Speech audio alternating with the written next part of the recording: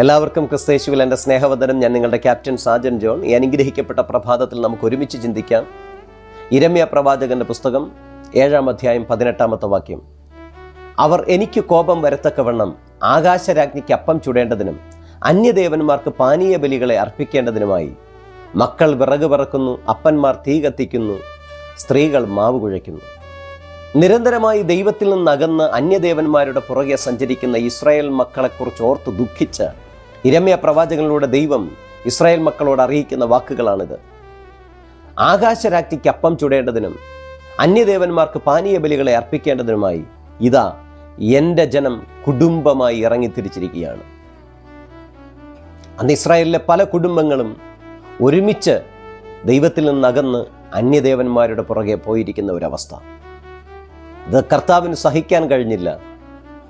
പ്രിയപ്പെട്ട ദൈവമക്കളെ, ഇന്നും പല കുടുംബങ്ങളും അങ്ങനെ തന്നെയാണ്.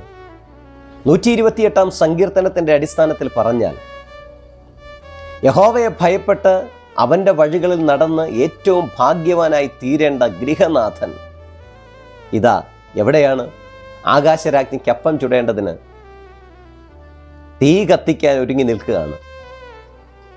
അതുപോലെ തന്നെ വീട്ടിനകത്ത് ഫലപ്രദമായ മുന്തിരിവള്ളിയായി ശോഭിച്ച് നിൽക്കേണ്ട സ്ത്രീ അല്ലെങ്കിൽ അമ്മ, ഭാര്യ ഇതാ മാവ് കുഴയ്ക്കാൻ തയ്യാറായി നിൽക്കുകയാണ്, അന്യദേവന്മാർക്ക് പാനീയ ബലികളെ അർപ്പിക്കാൻ, ആകാശരാജ്ഞിക്ക് അപ്പം ചുടാൻ. ഇതാ നിന്റെ മക്കൾ മേശയ്ക്ക് ചുറ്റും ഒലിവ് തൈകൾ പോലെ ഇരിക്കുമെന്ന് പറഞ്ഞ അവസ്ഥയിൽ നിന്ന് അങ്ങനെ മേശയ്ക്ക് ചുറ്റും വിലപ്പെട്ട ഒലിവ് തൈകൾ പോലെ ഇരിക്കേണ്ട മക്കൾ ഇതാ ആകാശരാജ്ഞിക്ക് അപ്പം ചുടേണ്ടതിന് വിറക് പെറുക്കാൻ പോയിരിക്കുകയാണ്. എന്തൊരവസ്ഥയാണ്! കർത്താവ് എങ്ങനെ സഹിക്കും? വേണ്ടതെല്ലാം നൽകി അനുഗ്രഹിക്കപ്പെട്ട അവസ്ഥയിൽ സമൃദ്ധി നൽകി പരിപാലിച്ചു കൊണ്ടുവന്ന ദൈവത്തെ മറന്ന് മറ്റ് ദൈവങ്ങളിലേക്ക് ശ്രദ്ധ കേന്ദ്രീകരിക്കുന്ന ദൈവജനത്തെക്കുറിച്ച് കർത്താവ് എങ്ങനെ ദുഃഖിക്കാതിരിക്കും? പ്രിയപ്പെട്ട ദൈവമക്കളെ, നമുക്ക് ഈ കർത്താവ് മാത്രമേ ഉള്ളൂ. നമ്മുടെ ദുഃഖങ്ങളിൽ, ഭാരങ്ങളിൽ, പ്രയാസങ്ങളിൽ, പ്രതികൂലങ്ങളിൽ, പ്രതിസന്ധികളിലൊക്കെ നമുക്ക് കരം തന്ന് പിടിച്ചു നടത്താൻ ഈ കർത്താവ് മാത്രമേ ഉള്ളൂ. അതുകൊണ്ട് നമുക്ക് ഈ കർത്താവിന് വേണ്ടി എന്തെങ്കിലും ചെയ്യാം. ഈ കർത്താവിന് വേണ്ടി ജീവിക്കാം. ഈ കർത്താവിൻ്റെ പിന്നാലെ യാത്ര ചെയ്യാം. അവൻ നമ്മളെ കരുതും. അവൻ അപ്പം ചോദിക്കുന്നവനല്ല. അവന് വേണ്ടി പാനീയ ബലികളെ അർപ്പിക്കാൻ പറയുന്നുമില്ല. അവൻ നമുക്ക് വേണ്ടി ബലിയായി തീർന്നവനാണ്. അവൻ ജീവൻ്റെ അപ്പമാണ്. ആ കർത്താവിന് വേണ്ടി നിലകൊള്ളാം. ദൈവം നമ്മളെ അനുഗ്രഹിക്കുമാറാകട്ടെ. ആമേൻ. ഞങ്ങളെ കരുണയോടെ സ്നേഹിക്കുന്ന ദൈവമേ, സ്വർഗ്ഗസ്ഥ പിതാവേ, ഈ പ്രഭാതത്തിൽ നീ നൽകി അനുഗ്രഹിക്കപ്പെട്ട ചിന്തയ്ക്കായി സ്തോത്രം ചെയ്യുന്നു. കർത്താവേ, എൻ്റെ ബലമുള്ള കരത്തിന് കീഴിൽ ഞങ്ങളെ താണിരിക്കാൻ അനുവദിച്ചതിനായി സ്തോത്രം.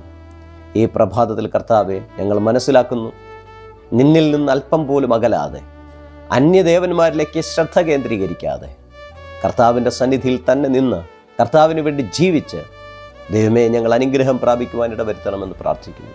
ഇന്ന് ഈ സന്ദേശം കേൾക്കുന്ന എല്ലാ ദൈവമക്കളെ അനുഗ്രഹിക്കണം.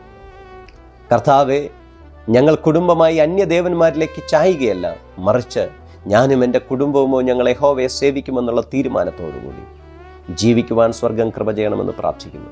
എല്ലാവരെയും തൃക്കരങ്ങളെ താഴ്ത്തിയേൽപ്പിക്കുന്നു. യേശുക്രിസ്തുവിന് അധികാരമുള്ള നാമത്തിൽ തന്നെ പിതാവേ, ആമേൻ.